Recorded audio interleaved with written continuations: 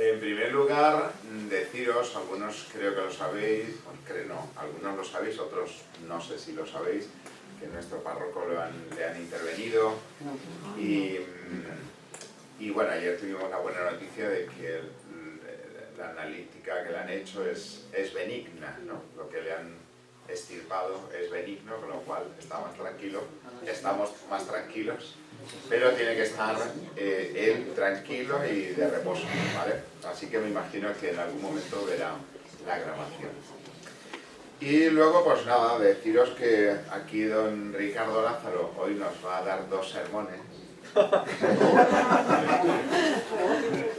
En realidad va a hacerse eco de 2 sermones.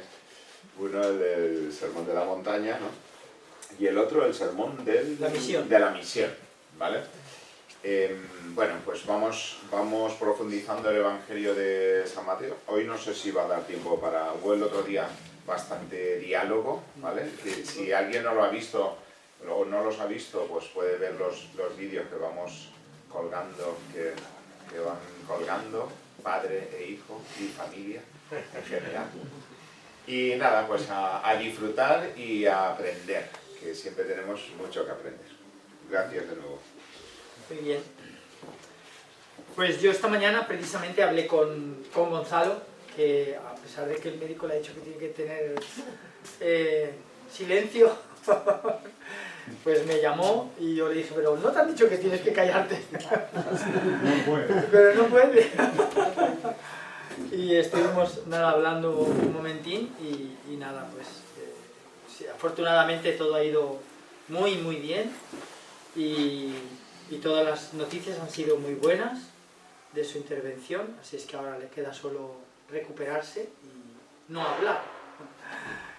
Y en la facultad también nos ha dejado a los compañeros para que con sus alumnos tratemos de que se pongan al día en la tarea que les ha dejado, porque necesariamente tiene que estar también en casa, descansando, ¿no? Así es que vamos a seguir en donde lo dejamos el día pasado, que fue una sesión dedicada toda ella a preguntas, si recordáis. Dijimos de comenzar por el final, es decir, no hacer las preguntas al final, sino dejar el tiempo que fuera necesario para ellas, y prácticamente ocupó toda la hora las preguntas sobre los evangelios de la infancia, esos 2 primeros capítulos del relato de San Mateo, que al igual que el de San Lucas recogen la infancia de Jesús, con unos textos que vimos cada uno de ellos recoge independientemente, y que ninguno de los acontecimientos escritos por Mateo es recogido por los acontecimientos que leemos en el Evangelio de Lucas, y al revés, ninguno de lo que Lucas escribe lo encontramos en Mateo. Y sin embargo vimos todas aquellas cosas en las que coincidían el nacimiento de Jesús en Belén. Un dato, dijimos que el resto del Nuevo Testamento ignora, que habla siempre de Jesús de Nazaret, no habla de Jesús de Belén, ¿no? Con lo que llamaba poderosamente la atención ese hecho, y que además fuera uno de los que los 2 evangelistas coincidían. Y también el dato al que dedicamos mucho tiempo, teniendo presente la legislación israelita, si recordáis todas aquellas leyes que regulaban el matrimonio judío entonces y hoy, ¿vale? Y que pasaban por los desposorios, y desposorios que tenían compromisos legales, que vimos, pues también los evangelistas coincidían unánimemente, Mateo y Lucas, al afirmar que aquella concepción de Jesús había tenido lugar precisamente estando en aquel momento desposados, pero todavía no viviendo juntos, ¿no? Bueno, estos fueron los temas que tratamos el día pasado, y por eso el que teníamos el día pasado, que era el sermón de la montaña, y por lo tanto el primero de los sermones que recoge este evangelista Mateo, que recoge 5, y que son, dijimos, los pilares, ¿vale? Los pilares de este relato, al igual que para la comunidad judía era también un pilar de 5 textos, la Torá, Bereshit, Shemot, Vayikra, Bemidbar y Devarim, estos 5 libros, como los denominan los judíos, nosotros les llamamos Génesis, Éxodo, Levítico, Números y Deuteronomio, y que constituyen también los pilares de la fe judía, ¿no? Y estuvimos hablando de cómo no era una casualidad que este evangelista hubiera puesto esta estructura fundamental del relato, que sigue directamente al Evangelio de Marcos, el más antiguo de los 4, y que tanto Mateo como Lucas tuvieron a la vista para escribir el suyo, con esta otra fuente de la que tenemos noticia en la antigüedad, con ese nombre tradicional dedicado a ese escrito, que es el Evangelio de los Dichos del Señor, precisamente para hablar de un evangelio que no estaría formado por acciones protagonizadas por Jesús, sino simplemente por dichos pronunciados por él, y que la teología contemporánea, la ciencia bíblica de hoy, se refiere a él con ese nombre de el documento Q, ¿vale? El documento Q, que sería esta fuente que junto con Marcos habría servido de base para realizar sus evangelios Mateo y Lucas, y sin embargo con una libertad grande.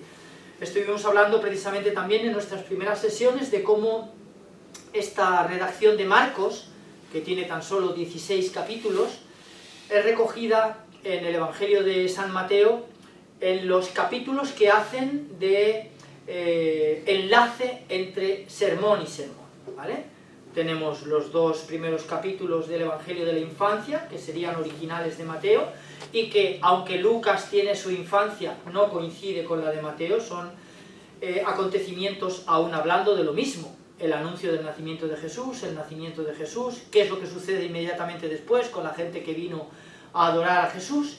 Y a pesar de todo esto, de hablar del mismo momento histórico de la vida de Jesús, que cuanto más atrás se hace en el tiempo, más complejo es encontrar fuentes, sobre todo encontrar fuentes contemporáneas, como tenemos la posibilidad de cotejar en otros momentos de la vida de Jesús, especialmente en lo de la muerte, en el momento de la muerte y el momento de ese hallazgo del sepulcro vacío, en el que nos encontramos textos romanos importantes de Tácito, de Suetonio, de Plinio, luego del judío Flavio Josefo, del historiador griego Marábar Sarapión.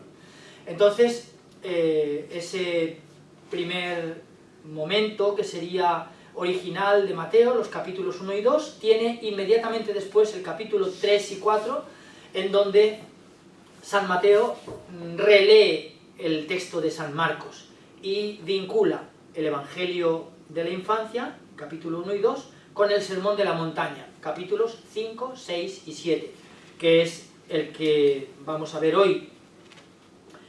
Y ocurrirá lo mismo en los enlaces de cada sermón. El siguiente sermón, después del capítulo 7, donde termina el Sermón de la Montaña, los capítulos 8 y 9, Mateo vuelve a reescribir el relato de San Marcos. Y el capítulo 10, otro sermón, el de la misión. No sé si hoy nos dará tiempo a verlo también. Si nos diera tiempo, nos pondríamos al día con esta jornada que dedicamos el mes pasado a preguntas y que nos hizo perder, perder no es perder, porque siempre que se pregunta es ganar. Además, estamos hablando de coloquios y por lo tanto no solamente de una charla de mi parte hacia vosotros y ya está, sino esta posibilidad de entrar en diálogo, que es importante. De modo que el que enlaza el Sermón de la Montaña con el Sermón de la Misión, que es el capítulo 10, serían los capítulos 8 y 9, en donde San Mateo concentra prácticamente toda la actividad taumatúrgica, todos los milagros, la inmensa mayoría de milagros que Jesús realiza en este relato de Mateo. Después de ese Sermón de la Misión, capítulo 10, vendrían capítulos 11 y 12. Y de nuevo, San Mateo recoge el relato de San Marcos, ¿vale? Siempre enlazando sermón con sermón. Y reescribiendo el relato de Marcos, tomando como base el breve texto que él ha escrito y ampliándolo con otras tradiciones, probablemente con otras fuentes. Hablamos de una tercera fuente en la construcción del Evangelio de Mateo, no solamente el relato de Marcos y este documento Q, ese Evangelio de los Dichos del Señor, sino un texto que hemos llamado el documento M, que para distinguirlo de la sigla MT con la que nos referimos al Evangelio de Mateo, y que nos hablaría de un relato de Mateo más antiguo, ¿vale? Más antiguo que el Evangelio final de 28 capítulos.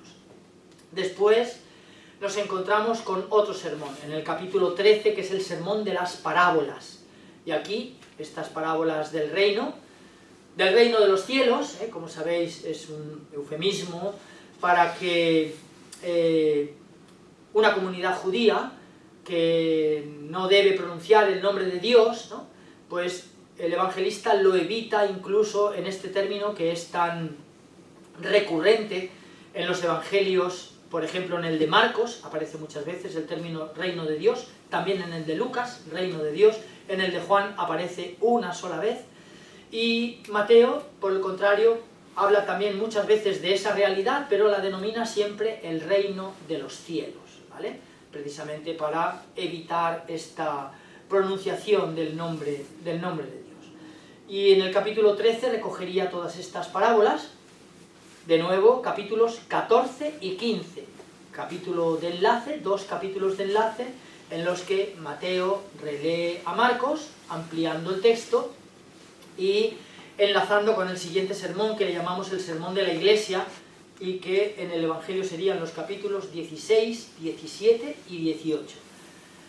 Para finalizar estos 4 discursos que ya lleva, el de la montaña, 5, 6 y 7, el de la misión, capítulo 10, el de las parábolas, capítulo 13, el de la iglesia, capítulos 16, 17 y 18, que han estado siempre enlazados por 2 capítulos, 2 capítulos, 2 capítulos y 2 capítulos. Después del cuarto sermón tenemos el doble, los capítulos 19, 20, 21 y 22, ¿vale? Y ahí San Mateo recoge el relato de San Marcos, lo vuelve a redactar, ampliando, como decía, con fuentes propias, y a continuación está el último de los 5 discursos, de los 5 sermones de Mateo, que serían los capítulos 23, 24 y 25, y en donde recoge lo que llamamos el sermón escatológico, el sermón del fin del mundo, llamado también el sermón del Emmanuel, porque acaba con esa parábola de cuando venga el Hijo del Hombre, dirá a los de su derecha: venid, benditos de mi Padre, porque tuve hambre y me disteis de comer, tuve sed y me disteis de beber, todas estas cosas, ¿no? Y sobre todo dirá a los de su izquierda: apartaos de mí, malditos, y diciendo precisamente lo contrario, ¿no?, y conminándolos a una condenación, porque tuve hambre y no me disteis de comer, tuve sed y no me disteis de beber, la extrañeza de unos y de otros, ¿no? Señor, ¿cuándo te vimos y no te socorrimos?, etcétera, etcétera. Y que vimos, y de esto hablamos también, creo, en el último tramo de la sesión anterior, esta desvelación del enigma que rodea este Evangelio, que muchas veces ha sido denominado el Evangelio de Mateo como el Evangelio del Emmanuel, precisamente por estas primeras palabras que encontramos precisamente en el Evangelio de la infancia, y en donde San Mateo repite una especie de estribillo que recurrentemente leemos en el Evangelio: así sucedió para que se cumpliera lo que dijo el Señor por boca del profeta, ¿no? Y va cambiando el profeta. En esta primera citación es el profeta Isaías, y allí cita ese texto tan famoso, tan importante, tan discutido, tan de diferente interpretación entre judíos y cristianos, ¿vale? Precisamente porque cita las palabras del capítulo 7, versículo 14 del libro del profeta Isaías, en donde el profeta Natán se dirige al rey Acaz, un rey del reino del norte. A la muerte del rey Salomón, Israel había quedado dividido en 2 reinos, en el reino del norte, llamado también reino de Israel. Reina en ese momento el rey Acaz, su esposa es estéril y no tienen hijos, evidentemente, y el profeta pronuncia estas palabras de parte de Dios al rey, dirigiéndose a ellos y a la gracia que han encontrado sus ojos, y les dice que concebirás y darás a luz un niño y le pondrás por nombre Emmanuel, ¿vale? Estas son las palabras que nos encontramos en Isaías, con las que le preceden. La Virgen, esta es otra de las palabras que está en discusión por el texto hebreo. El texto hebreo no habla de el término que esperaríamos correspondiente a virgen, que sería Betulaj, sino que cita al Maj, ¿no? La joven está encinta y concebirá y dará a luz un niño y le pone por nombre Emmanuel. Estas son las palabras que citará San Mateo en el capítulo 1, al final ya del capítulo 1, en el versículo 21, cuando habla del nacimiento de Jesús, pero pronunciando, es cierto que conocemos hoy, tras los descubrimientos de Qumran, estos hallazgos que tuvieron lugar entre 1947 y 1956, allí en el lado noroeste del desierto de Khirbet Qumran, muy cerquita de la ciudad de Jericó, en donde en 11 cuevas, se encontraron muchas más, pero en 11 cuevas se descubrieron alrededor de 1 millar de manuscritos. Y bueno, pues algo de lo que hemos aprendido al estudiar esos manuscritos, especialmente los de la cueva 7, que son, todos ellos se encontraron en griego, a diferencia de las otras 10 cuevas restantes, de la 1 a la 6 y de la 8 a la 11, que todos ellos los textos eran en hebreo o en algún manuscrito en arameo, por ejemplo, tres manuscritos del libro de Tobías en arameo.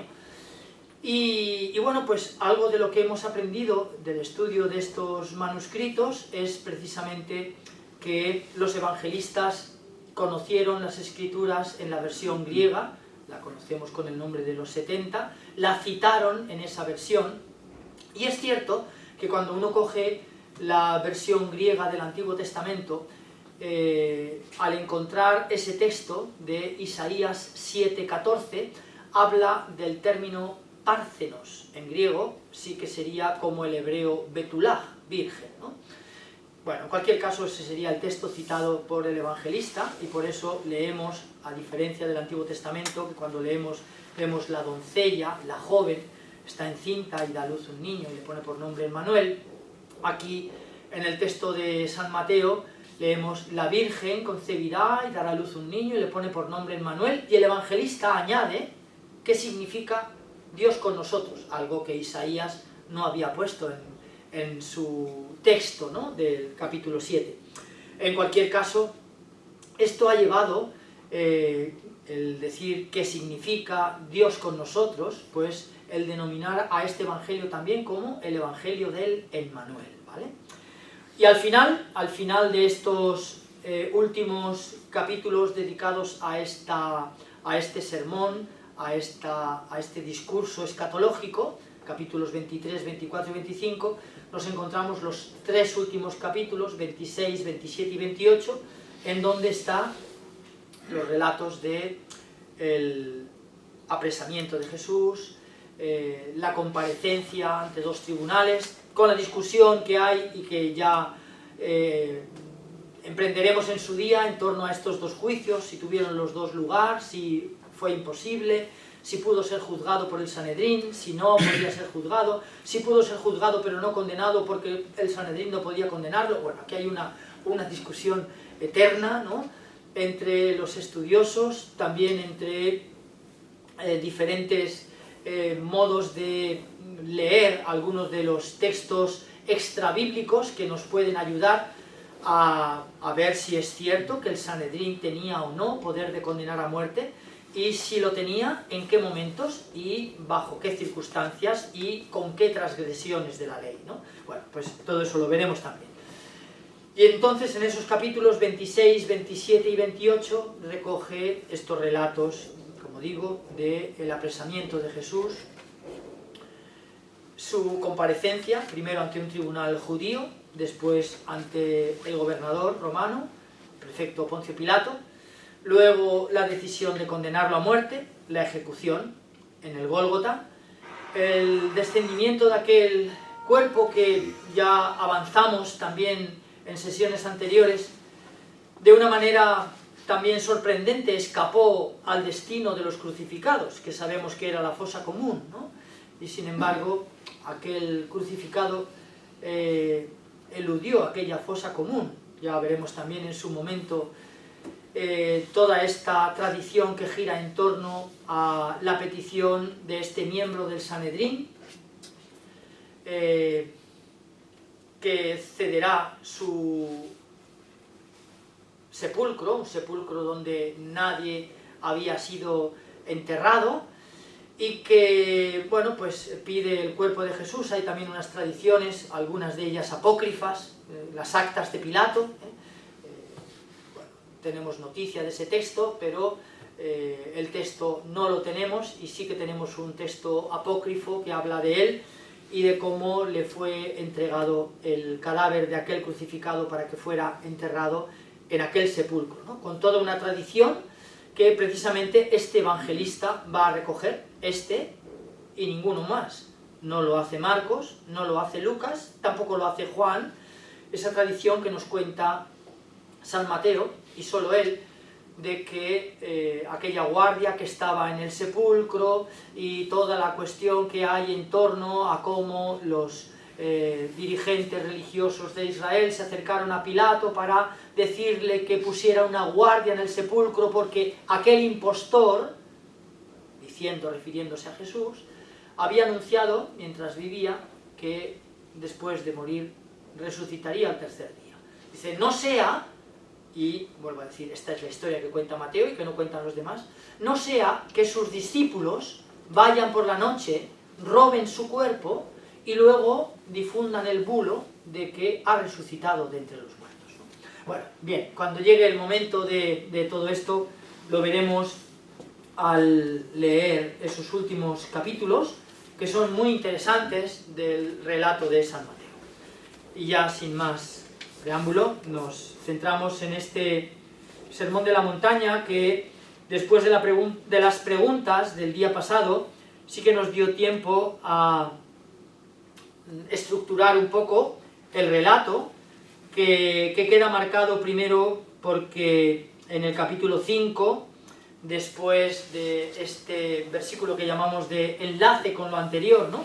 Al ver Jesús el gentío, subió al monte, se sentó, se acercaron sus discípulos y abriendo su boca les enseñaba diciendo. Con lo cual queda todo este contexto enmarcado en una montaña, ¿no? El monte de las bienaventuranzas. Antes me acaba de presentar mi amigo Paco a otro amigo de ellos, de Paco y de Reme, que han estado allí en Jerusalén, que su marido es guía de allí, y bueno, pues esto está precisamente centrado en esta tradición en la que sitúa estas palabras de Jesús en una montaña. Lucas no lo hace en una montaña, recoge esto mismo a partir del capítulo 6 del Evangelio de Lucas, pero de hecho le llamamos el sermón de la llanura, porque no lo coloca en una montaña, sino en una llanura.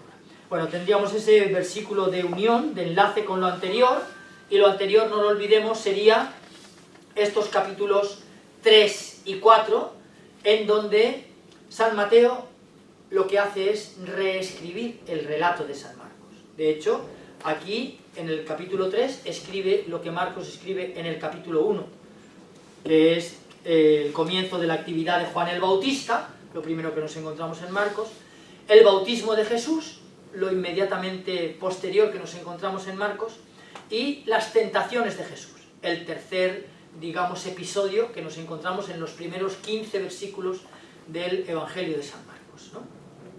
Y aquí lo recoge Mateo, recreándolo ¿de qué manera? Bueno, pues por ejemplo las tentaciones en Marcos son escuetas y simplemente se citan las tentaciones sin más, pero por ejemplo el Jesús de San Mateo, a este Satanás que le tienta, ¿no?, a cada una de esas tentaciones le responde con unas palabras del libro del Deuteronomio que no están en Marcos, ¿vale? Y que sin embargo son las mismas palabras que nos encontramos que el pueblo de Israel vivió y experimentó en su peregrinación por el desierto, en esto que hemos llamado el Éxodo, y que recogen sobre todo 3 libros de la Escritura: el libro del Éxodo, el libro del Levítico y el libro de los Números, ¿vale? Los judíos hablarían de Shemot, Wayikra y Devarim. y que, bueno, pues a partir del capítulo 19 del libro del Éxodo, Israel llega al Sinaí, y ya todo el resto del libro del Éxodo, hasta el capítulo 40 que termina, permanece en el Sinaí. Todo el libro del Levítico, 27 capítulos, Israel está en el Sinaí. Y el libro de los Números, los 10 primeros capítulos, también Israel está en el Sinaí. A partir de ahí bajan, recorren otra vez de nuevo el desierto hasta llegar a las montañas de Moab, el nombre antiguo de lo que hoy llamaríamos Jordania, la tierra que está al otro lado del Jordán, la Transjordania, la tierra de Ruth, la Moabita, precisamente, y que, bueno, pues todo ese acontecimiento, como digo, tan importante, es después recreado bajo la forma de discursos por Moisés, bajo la forma de 4 discursos de un Moisés que a punto de morir. Estamos en el libro del Deuteronomio, de Barim, dirían los judíos, en el libro del Deuteronomio, en el que Moisés se despide recordando de lo que ha sido esta peripecia del Éxodo, ¿no? Y sobre todo con un epitafio que nos encontramos en este capítulo 34, el último del libro del Deuteronomio, cuando Moisés muere y es enterrado en un lugar que todavía buscamos, ¿no? Y que, bueno, en cualquier caso, este epitafio importante: no hay, ni hubo jamás, ni habrá nunca un profeta mayor que Moisés. Y estas palabras son muy importantes porque el día pasado, cuando al finalizar las preguntas introduje solamente el Sermón de la Montaña, hablábamos de la importancia que tienen estas últimas palabras del libro del Deuteronomio, del capítulo 34. Ningún profeta es mayor que Moisés, ningún profeta puede atreverse a cambiar la más mínima coma, acento, palabra de la ley pronunciada por Moisés, y aquel profeta que lo hiciera, como dice este Midrash, aquel profeta será reo de muerte. Con lo que podemos comprender este doble rasero que en el Sermón de la Montaña nos vamos a encontrar con lo que vimos que contiene. Inmediatamente después de este versículo de enlace estarían las bienaventuranzas: bienaventurados los pobres en el espíritu, porque de ellos es el reino de los cielos. El resto de las bienaventuranzas en futuro, esta en presente, la primera, la bienaventuranza de los pobres, en la que se dice ya este reino es de los pobres, ¿no? Y también la última bienaventuranza, la de los perseguidos por anunciar el Evangelio, también en presente. Todas las demás están enunciadas en futuro, porque heredarán la tierra, porque serán consolados, porque serán saciados, porque alcanzarán misericordia, porque verán a Dios. ¿Vale? Todas las demás están en futuro, y bueno, no es indiferente que esta primera, la de los pobres, y la última, la de los perseguidos por predicar la justicia del Evangelio, esté también en presente. Luego, esos 3 versículos, 13, 14, 15 y 16, en donde se habla de la sal y de la luz, y ese versículo 17 del que hablaba el día pasado también Aquilino, ¿vale? Y que es muy importante precisamente porque es la otra clave de interpretación del texto del Sermón de la Montaña, ¿no? Por un lado, las palabras que he recordado del Deuteronomio: no hay, ni hubo, ni habrá jamás nadie mayor que Moisés, ningún profeta mayor que Moisés. Nadie puede cambiar la ley de Moisés. Y en este versículo 17, donde nos encontramos unas palabras en torno a la ley: no creáis que he venido a abolir la ley y los profetas. Y aquí veréis que las ediciones de la Biblia escriben ley y escriben profetas, es decir, Torah y Neviim, lo escriben con mayúscula. Y lo escriben con mayúscula porque es el modo con el que un judío describe sus escrituras, la ley y los profetas, o el modo con el que el judío Jesús, ¿no?, el profeta Jesús, se refiere a las escrituras sagradas. no he venido a abolir la ley y los profetas. No he venido a abolir, sino a dar plenitud. Bueno, de modo que este versículo va a ser la clave, sobre todo de las palabras que vienen a continuación, y que, como decía, son tan importantes precisamente porque podrían ser escuchadas, interpretadas, leídas y comprendidas desde dos ámbitos totalmente distintos, ¿no? Desde el ámbito de los seguidores de Jesús, desde el ámbito del lector cristiano que lee hoy las Escrituras, o desde el ámbito de cualquier otro judío contemporáneo de Jesús que no formara parte del grupo, de su grupo, de estos llamados al principio judíos nazarenos, de estos otros judíos que los encontramos en el relato de los evangelios como antagonistas de Jesús en muchas ocasiones, ¿no? Y que probablemente muchos de ellos escucharan en las palabras que vamos a leer a continuación, versículo 21. Habéis oído que se dijo a los antiguos, no matarás, y el que mate será reo de juicio, pues yo os digo, versículo 22, ¿vale? Una cosa, lo que dijo la ley antigua, lo que dijo Moisés, lo que dice el Decálogo, lo que dijo Dios, pero esta coletilla final de ese verso y comienzo del siguiente, pues yo os digo, ¿vale? Y así con los momentos principales de la ley.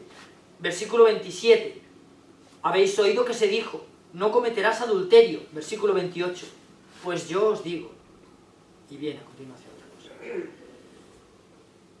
Versículo 33, también habéis oído que se dijo a los antiguos, no jurarás en falso, y cumplirás tus juramentos al Señor. Versículo 34, pues yo os digo. Versículo 38, habéis oído que se dijo ojo por ojo, diente por diente. Versículo 39, pues yo os digo. Versículo 43, habéis oído que se dijo amarás a tu prójimo y aborrecerás a tu enemigo. Versículo 44, pues yo os digo. Bueno, a estos conjuntos de citaciones de mandamientos con esta coletilla de Jesús como interpretando esas palabras, y no solamente interpretando esas palabras, sino ateniéndonos al tenor literal de lo que dice el libro del Deuteronomio en el capítulo 34, ¿vale? Y sobre todo al comentario, al Pesharim del libro del Deuteronomio, aquel profeta que se atreva a cambiar algo será reo de muerte. Pues esta ambivalencia, decía, de lectura, de escucha, de interpretación, de comprensión de estas palabras, que cualquier judío antagonista de Jesús podría comprender como cómo se atreve el profeta de Nazaret a decir, pues yo os digo, a corregir lo que el profeta Moisés dijo, ¿no? Bueno, tanto es así que, y ya hablamos también de él, este libro tan importante de un rabino contemporáneo, Jacob Neusner, amigo de otro como él, alemán, amigo de la infancia, Joseph Ratzinger, ambos niños amigos desde la infancia, y ambos niños que llegaron a los máximos, a la máxima cúspide jerárquica, ¿no? Digamos, en sus respectivas fes, en sus respectivas creencias. Jacob Neusner es judío y Joseph Ratzinger era cristiano, ¿vale? Uno y otro se dedican sus libros respectivamente. El Jesús de Nazaret de Joseph Ratzinger, Benedicto XVI, se lo dedica a Jacob Neusner, y Jacob Neusner su libro Un rabino dialoga con Jesús, y comienza con esto, comienza con estas palabras magníficas y mostrando esta perplejidad a la que yo me refería. Dice Jacob Neusner, si yo hubiera estado allí aquel día, en aquella montaña, o en aquella llanura, dice, haciéndose eco de que San Lucas no sitúa las palabras de Jesús en la montaña, sino en la llanura. Si yo hubiera estado allí aquella mañana y hubiera escuchado al profeta de Nazaret decir, habéis oído que se dijo a los antiguos, no matarás, pues yo os digo, dice, en este mismo momento, pues yo os digo, sin dejarle terminar de hablar, me habría levantado y me habría marchado, ¿no?, a mi casa. Dice Jacob Neuner, eso sí, sin armar escándalo, ¿no? Bueno, en cualquier caso, esto es muy plástico, muy evidenciador de esa doble lectura a la que me refería y que es muy importante. Claro, Mateo al final, en realidad todo tiene su explicación. Mateo al final dirá, al final de este sermón, porque aquí hay alguien que es más que Moisés, ¿vale? De modo que claro, entra todo en este interés también del evangelista por hablarles de este Jesús a su comunidad. A partir de ahí tenemos el centro del Sermón de la Montaña, que sería el capítulo 6. De modo que hasta ahora solamente nos hemos quedado, y son textos muy importantes, las bienaventuranzas, los discípulos que son la sal del mundo, la luz del mundo, la sal de la tierra, ¿vale? Luego las palabras de Jesús sobre la ley, y todo esto además es muy importante porque he leído solo el versículo 17, pero en el 18, en verdad os digo que antes pasarán el cielo y la tierra, que deje de cumplirse hasta la última letra o tilde de la ley, palabras que hacen referencia evidentemente a la lectura rabínica del capítulo 34 del libro del Deuteronomio, que hablaba del profeta que se atreviera a cambiar una sola tilde, una sola letra de la ley, ¿no? El que se salte uno solo de los preceptos menos importantes y se lo enseñe así a los hombres, será el menos importante en el reino de los cielos. Pero quien los cumpla y enseñe será grande en el reino de los cielos. Porque os digo que si vuestra justicia no es mayor que la de los escribas y fariseos, no entraréis en el reino de los cielos. De modo que en estos versículos del 17 al 20 encierra estas palabras de Jesús sobre la ley. Inmediatamente después vendrían esto que llamamos las antítesis. ¿Habéis oído que se dijo? Pues yo os digo. Y a continuación, el centro del sermón, que es el capítulo 6. Y el centro del sermón de la montaña recoge tres prácticas, podríamos decir, tres prácticas cuaresmales, porque las practicamos los cristianos, la limosna, la oración y el ayuno. Tres prácticas cristianas, porque las practicamos los cristianos, pero los cristianos las hemos heredado de los judíos, ¿vale? El judaísmo tiene estas tres prácticas piadosas de la limosna, la oración y el ayuno. Y también aquí, pues Jesús hace una lectura de estas tres prácticas que están tan extendidas por la piedad judía, pero hace una lectura también con una perspectiva totalmente distinta. Claro, sí, totalmente distinta como la hacen las antítesis. Cuando he leído todas estas antítesis, habéis oído que se dijo a los antiguos, no matarás, y el que mate será reo de juicio, pues yo os digo, lo que viene a continuación no es, ya podéis matar, que sería contradecir lo que ha dicho antes, ¿no? Habéis oído que se dijo a los antiguos, no matarás, y el que mate será reo de juicio. Pues yo os digo, ya podéis matar. No, Jesús no dice esto, ¿no? Jesús no dice esto, obviamente, sino que nos habla con esta sutileza que es con la que tenemos que comprender este versículo 17. No creáis que he venido a abolir la ley y los profetas, no he venido a abolir, sino a dar plenitud. Es decir, ¿qué leemos a continuación? Pues yo os digo, todo el que se deja llevar por la cólera contra su hermano será procesado, y si uno llama a su hermano imbécil, tendrá que comparecer ante el Sanedrín, y si le llama necio, merece la condena de la gehenna de fuego. Por tanto, de modo que se trata de pues yo os digo, que va más allá de la letra de la ley.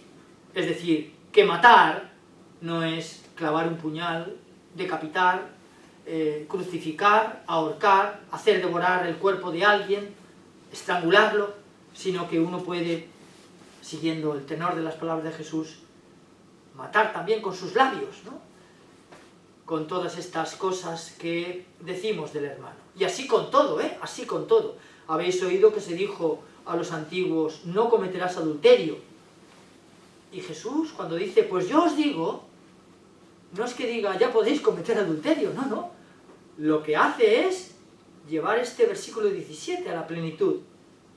Y habla no ya de cometer adulterio formalmente, ¿no? Sino que dice, todo aquel que mira a una, que mira a una mujer deseándola, ya ha cometido con ella un adulterio en su corazón. Es decir, que lo que estamos asistiendo en estas palabras de Jesús es a una lectura profundizada y que quiere ir más allá de la letra de la ley, ¿vale? Más allá de la letra de la ley. Y a esto mismo aluden estas tres prácticas judías, de la limosna, la oración y el ayuno. Y también de, pues, los dichos que circulan en tiempos de Jesús en torno a esto, de cómo era practicada la limosna, cómo era practicada la oración y cómo era practicado el ayuno. De hecho, pues tenemos en muchos textos de nuestra liturgia, precisamente en este tiempo, en tiempo de Cuaresma, por ejemplo el profeta Isaías, el capítulo 58, uno de los primeros textos proféticos que leemos en tiempo de Cuaresma, y en donde leemos: este es el día de ayuno agradable a Yahvé. Y aunque nos suenen algunas cosas, ¿no? Echar ceniza sobre tu cabeza, desfigurar tu rostro para hacer ver a los demás que ayunas, vestirte con saco y sayal. Dice, ¿es este el día de ayuno agradable a Yahvé? Dice Isaías en ese capítulo 58. El día de ayuno a Yahvé, por el contrario, es: comparte tu pan con el hambriento, da de beber al sediento, viste al que veas desnudo, acoge en tu casa. Es decir, algo que va a ser también muy importante para este evangelista, hasta el punto de que va a ser la última de las parábolas que contará estas imágenes en el último de los discursos, en el capítulo 25, cuando dirá precisamente: venid benditos de mi Padre, porque tuve hambre, me disteis de comer, etc. De modo que aquí hace también una lectura de estas tres prácticas. Cuidad de no practicar vuestra justicia delante de los hombres para ser vistos por ellos. De lo contrario, no tenéis recompensa de vuestro Padre Celestial. Por tanto, cuando hagas limosna, no mandes tocar la trompeta ante ti como hacen los hipócritas en las sinagogas y por las calles para ser honrados por la gente. En verdad os digo, ya han recibido tu recompensa. Tú, en cambio, cuando hagas limosna, que no sepa tu mano izquierda lo que hace tu derecha. Y así con las tres prácticas: la limosna, la oración y el ayuno.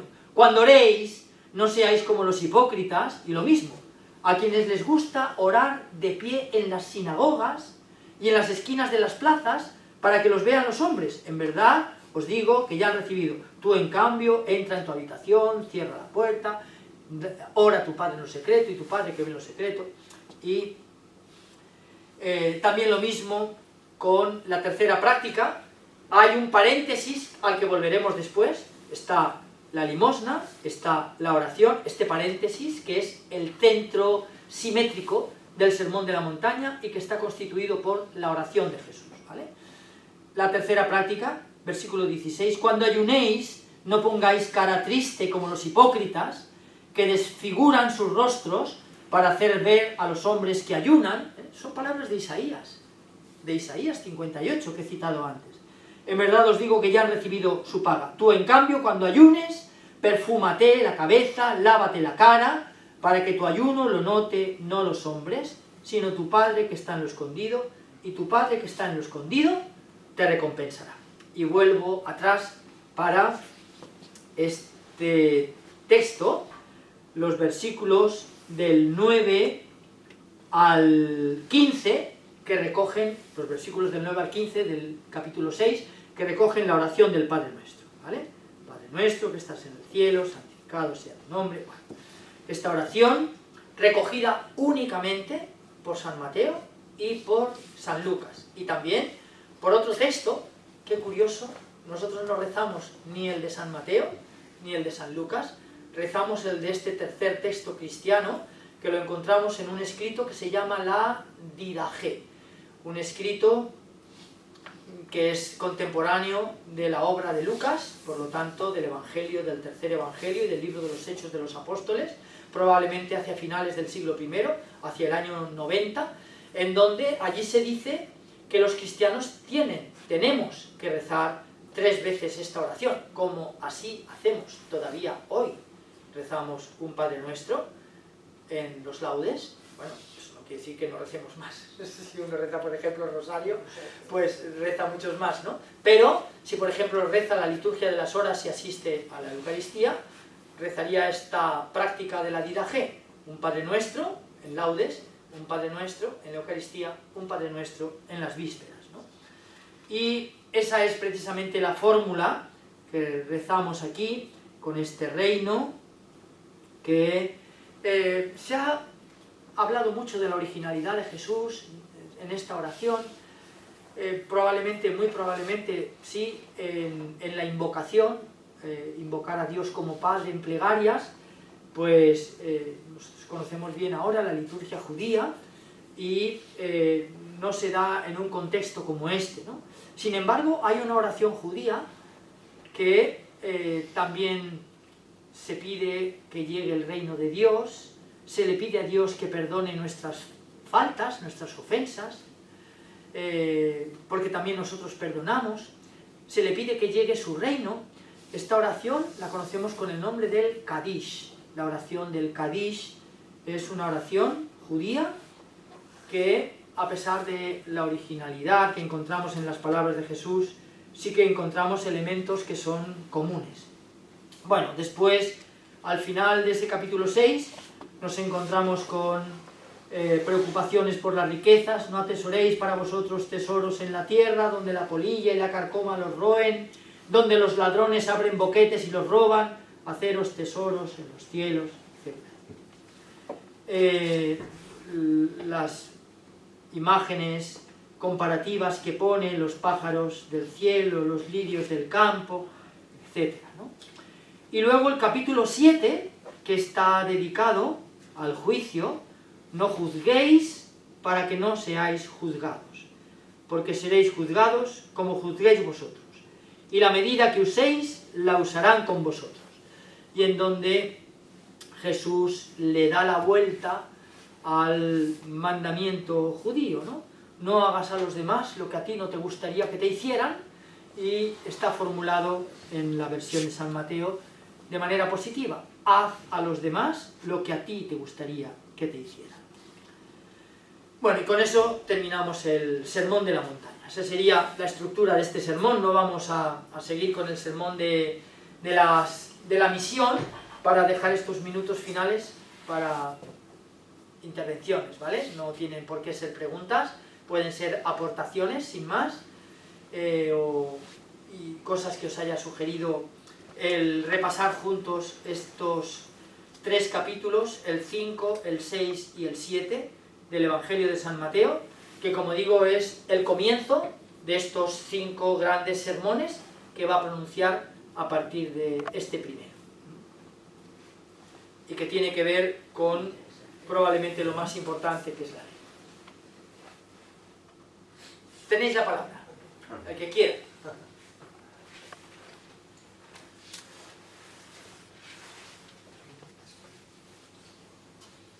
Que nos deja sin palabras. La Didache, ¿qué consideración tiene? Pues es un escrito cristiano muy importante, tan importante que, por ejemplo, en la liturgia de las horas se llama también la doctrina de los 12 apóstoles, ¿vale? Didache o doctrina de los 12 apóstoles. Como digo, es un escrito contemporáneo de San Lucas, es de los años 90. Es un escrito que las iglesias de Asia, estas que son citadas al comienzo del libro del Apocalipsis, los capítulos 1, 2 y 3, donde se habla de Pérgamo, Tiatira, Filadelfia, Éfeso, Sardes, ¿no? La Odisea, estas 7 iglesias de Asia, hoy sabemos que ellos tenían un canon de 35 escritos, no de 27. Es decir, el canon del Nuevo Testamento son los 4 evangelios y los Hechos de los Apóstoles, 13 cartas de Pablo y la epístola a los Hebreos, 7 cartas católicas y el libro del Apocalipsis, 27 escritos. Bueno, pues estas iglesias de Asia tenían 8 escritos más, entre ellos la Didache, pensando que era palabra de Dios. Pensando que era palabra de Dios. La tenían como tal, se leía en las asambleas litúrgicas. Nosotros, los cristianos de hoy, seguimos leyendo textos de la Didache en los Santos Padres y en la liturgia de las horas, en el oficio de lecturas, allí hay textos también de esta doctrina de los 12 apóstoles, que son muy importantes, al igual que hay textos de los demás. El Pastor de Hermas, por ejemplo, en donde se habla de cómo era la catequesis en aquellas primeras comunidades, o las cartas de Clemente Romano a los Corintios, las cartas de Ignacio de Antioquía a los Efesios, a los Filadelfios.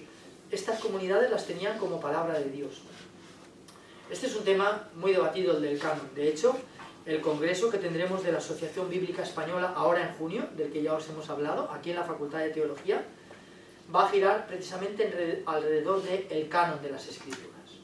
Precisamente porque es un tema controvertido y porque en determinados momentos hay que pensar, por ejemplo, que el canon cristiano se cierra cuando el cristianismo ya se ha convertido en religión oficial del Imperio Romano y la comunicación es fluida entre las comunidades cristianas. Hasta ese momento no lo era, ¿no? Hasta la época de Constantino y sobre todo del final del siglo IV con el emperador Teodosio, la comunicación no era fluida. Y entonces es no solamente un escrito de los Santos Padres, sino que está en un volumen dedicado con el título de Los Padres Apostólicos. De manera que se trata de escritos que la Iglesia siempre ha considerado muy santos y sagrados, hasta el punto de que los sigue leyendo en la liturgia, a pesar de que no considere que formarían parte del grupo de escritos canónicos, es decir, inspirados por Dios, ¿vale? Normativos para la Iglesia, en ese sentido. Sí. ¿Y Mateo era un judío helenista como San Pablo o era un judío palestinense que escribiría en arameo o en hebreo? Pues esto, como sabes, es muy controvertido, muy controvertido, y no solamente ya Mateo, en donde parece que yo creo que sí que era un judío y muy judío, ¿no? Y que se dirigía a una comunidad de judíos, lo cual no implica que el ambiente en el que está escrito el Evangelio sea un ambiente helenista, ¿no? En la comunidad de Antioquía de Siria probablemente, pero hoy hay una fuerte tendencia de lectura, no solo dentro del judaísmo, sino también dentro del cristianismo, que conocemos como Reading the New Testament within Judaism, leyendo el Nuevo Testamento dentro del judaísmo, ¿no? Y es una tendencia muy fuerte, ¿no? Y es una tendencia muy fuerte que está tratando de... pues probablemente hasta ahora se ha subrayado sobre todo esto último que decías, ¿no? La cuestión helenística, la cuestión de pagano-cristianos que se unen al grupo de Jesús y que escriben, pero hoy, pues, de una manera también muy profunda, está esta lectura tanto dentro del judaísmo como dentro del cristianismo, ¿no? En el cristianismo, sobre todo la Universidad de Michigan, en donde hay un judío, Isaac Wilk Oliver, y un cristiano, del que no me acuerdo ahora su nombre, no me viene ahora el nombre, que, bueno, pues son parte de este modo de lectura del Nuevo Testamento, ¿no? Y bueno, pues se trata de una cuestión muy debatida. Yo personalmente creo que judío o no es un perfecto conocedor de la ley judía quien ha escrito este Evangelio, ¿no? Y prueba de ello es el manejo que tiene no solamente de la Torá, sino de todas las citas que hace de los profetas, que va cambiando, ¿no?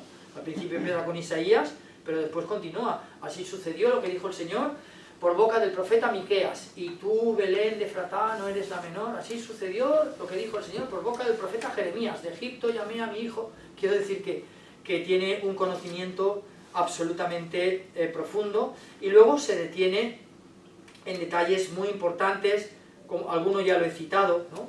Lingüísticos, ¿no? Por ejemplo, el hecho de siempre evitar la pronunciación de reino de Dios y hablar siempre de reino de los cielos, ¿no? y este tipo de cuestiones. En cualquier caso, un evangelio, yo creo que muy judío, incluso en su estructura. Un evangelio que en la infancia tiene presente a Moisés en todo momento, ¿no? Y presenta a Jesús como nuevo Moisés, estos 5 sermones, casi a modo de un evangelio como nueva Torá, ¿no? Yo, no sé, creo que las dos cosas están presentes en San Mateo, ¿no? Pero que es un profundo conocedor del judaísmo. Y claro, aquí hay también un debate, ¿no? Un debate que también ha reavivado el The Chosen, ¿no? La serie en torno a Jesús, con este singular publicano, ¿no? Que lo pintan de un modo muy... Y por esto ha tenido también muchas críticas la serie, ¿no? The Chosen. Bueno, en la facultad tenemos un curso online que está siendo un éxito absoluto. Se está haciendo online y tenemos un montón de alumnos dispersos por toda la geografía que hacen este curso en torno a los capítulos de la serie de Chosen leídos teológicamente, ¿no? Y con 3 compañeros, el profesor Adrián Taranzano, el profesor Leopoldo Quílez y el profesor Vicente Botella, pues cada uno desde una perspectiva distinta de la teología dogmática, de la cristología y de la Biblia, bueno, Biblia, historia y arqueología bíblica, ¿vale? Pues se aborda un poquitín los capítulos de la serie de Chosen. Me imagino que tendrá más ediciones, así es que estaréis a tiempo de matricular. Sí, el segundo curso va a ser, este primer curso es la temporada 1 y 2, y el siguiente creo que será la temporada 3 y 4. Y podríamos decir que Mateo era un rabino cristiano con toques proféticos.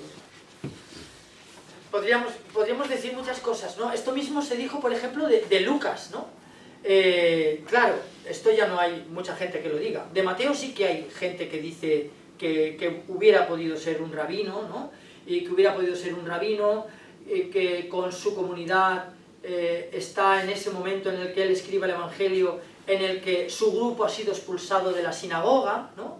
El grupo piensa que ya no pertenece al judaísmo, por esto él escribe un Evangelio en donde Jesús es un nuevo Moisés, y hay una nueva Torá, y hay un nuevo monte de la alianza, y hay una nueva ley, y hay un nuevo pueblo de Dios, que es la Eclesía. Entonces, sí, algunos han interpretado también de esta manera, ¿no? Davis escribe, por ejemplo, en ese sentido, y también el mismo Isaac Wilk Oliver, ¿no?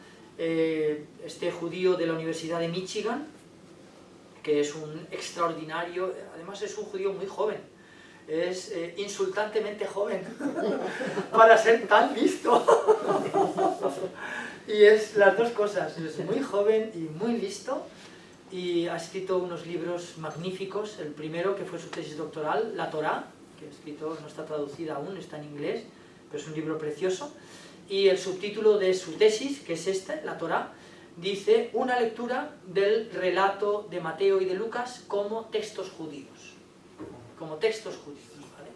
Y entonces es muy interesante, y hace muchas interpretaciones en ese sentido también.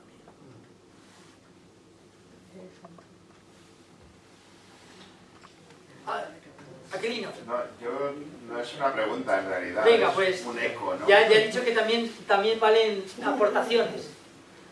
A mí me parece que Mateo tenía que ser un tipo muy inteligente, aparte de muy creyente, ¿no?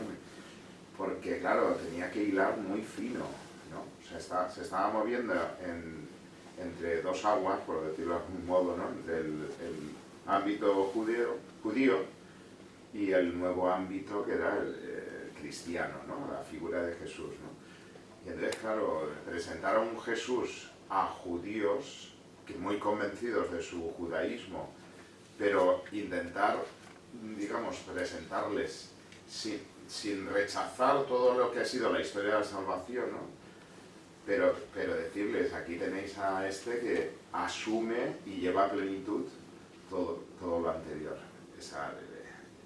No era tan fácil, ¿no? No era tan fácil. Entonces me parece que era muy difícil. una tarea, o sea, hacer ese ejercicio me parece alguien inteligente, ¿no? Alguien que se tuvo que preparar bien, sabía muy bien quién eran sus destinatarios, los destinatarios de su evangelio, y era una tarea, me parece, ingente, ¿no? O sea, que tendría sus fracasos aquí en muchos, ¿no? Que ahí te quedas, ¿no? Como le dijeron a Pablo, pues, cuando hablaba de la resurrección, ¿no? Ahí te quedas. Pero bueno, no sé, mucha valentía por su parte a la hora de presentar a ese Jesús que lleva a plenitud todo lo anterior.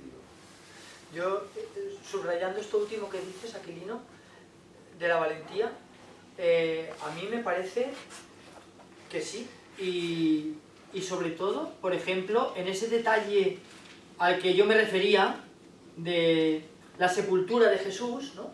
Cuando José de Arimatea reclama su cuerpo, y cuando las autoridades religiosas de Israel van a Poncio Pilato para decirle que ponga una guardia, es el único evangelista que nos habla de esta historia, ¿no? Bueno, no lo voy a leer para no perder mucho tiempo, pero es simplemente que cuando cuenta esto, en donde dice que ponen una guardia y que el cuerpo de Jesús desaparece del sepulcro, que les digan los soldados al gobernador, imaginaos qué soldado le puede decir al gobernador que probablemente le habrían encargado la vigilancia con su vida, ¿no? Para no dormirse, que se había dormido, ¿no? Y decir que os habéis dormido y que mientras estabais durmiendo vinieron sus discípulos, aprovechando la oscuridad de la noche, robaron su cuerpo y difundieron el bulo de que había resucitado de entre los muertos. Y dice el narrador, es decir, el evangelista, y esta es la historia que hasta el día de hoy ha corrido entre los judíos, ¿vale? Hasta el día de hoy, evidentemente, hasta el día en que Mateo escribe, fueran los años 70, 80 o 90, ¿no? Y por lo que decías de la valentía, ¿no? No hay ningún evangelista que aluda a este episodio. A este episodio, el único que lo hace es el evangelista San Mateo, en donde cuenta las dos historias, la historia de los discípulos de Jesús, o mejor, de las mujeres que fueron al sepulcro y lo encontraron vacío, y fueron a donde estaba el grupo y dijeron, el sepulcro está vacío porque el Señor ha resucitado entre los muertos, primera historia, la de los discípulos de Jesús, y esta otra de la que habla Mateo, la historia que corrió en boca de los judíos hasta el día en que él escribe este evangelio, es que los discípulos habían robado el cuerpo de Jesús, ¿vale? Y por eso digo que es muy interesante porque, y este año lo veremos, porque la pasión que leeremos será la pasión según San Mateo, y veremos este detalle, prestad atención especial cuando llegue el momento, y veréis cómo, bueno, pues sí, son palabras que a lo mejor hemos escuchado tantas veces, pero que no les hemos dado tal vez la importancia que tienen, ni el impacto, ¿no?, de lo que probablemente aquello significó. Así es que coincido con lo que dices, Aquilino, yo creo que sí. Una persona, desde luego, muy preparada, con un conocimiento extraordinario de las escrituras, de las profecías, de la ley, de la piedad judía y de las prácticas judías, como muestra a lo largo de, por ejemplo, de este sermón, el de la montaña. Y luego, la otra cuestión, una valentía grande, sí, yo también lo creo. Una valentía grande, además, sí, todo lo que la tradición dice, ¿no? Porque, claro, aquí luego la identificación es un problema, sabiendo que el Evangelio circula de manera anónima la primera generación, ¿no?, hasta el año 135. Pero, si quien ha escrito esto es este publicano, es decir, un cobrador de impuestos, pues un cobrador de impuestos debería ser un hombre muy valiente para apuntarse a este grupo, para apuntarse a este grupo que veían a los publicanos como demonios, ¿no?, como gente que se dedicaba a estafar y a exprimir, ¿no?, con impuestos, incluso aumentándolos a la gente, ¿no? Y bueno, pues es una cuestión... De Chosen creo que ha explotado muchísimo este aspecto, ¿no?, este aspecto del publicano, de Mateo, el evangelista publicano, ¿no? Y haciendo de él también un personaje muy peculiar en la serie, ¿no? Lo comentabas, Sí. que era rabino, que podía ser rabino y recaudador de impuestos de ahí de... Claro, bueno, aquí hay cosas que chocan. Seguro una cosa no pudo ser la otra. Si era una cosa, no pudo ser la otra.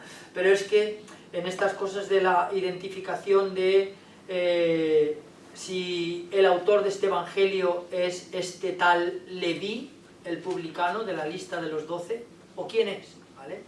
También sobre esto hay ríos de tinta que se han escrito, ¿no? Identificaciones, evidentemente esas dos identificaciones se excluirían. Si es rabino, seguro que no era publicano, y si era publicano, seguro que no era rabino, ¿no? Ni celote, por ejemplo, que sería lo contrario que un cobrador de impuestos. Sería lo contrario. Muy bien, pues tenemos las fallas a la vuelta de la esquina y nosotros nos veremos no sé cuándo. Ahora voy a recordar. Muy Bueno, bien. muchas gracias por esta nueva sesión, muy interesante y provocadora, ¿no? Provocadora para que leamos el Evangelio y lo estudiemos y todo eso. Bien, voy a recordar la próxima cita que tenemos, que es después de las fallas y después de Semana Santa, ¿vale? Entonces tenemos tiempo ahí para estudiar. Y concretamente nuestra próxima sesión es el 15 de abril. El 15 de abril ya ha pasado la Semana Santa, ha pasado la fiesta de San Vicente. Es justamente el miércoles después de San Vicente. ¿Vale? El lunes San Vicente, pues ese miércoles tenemos nuestra próxima cita.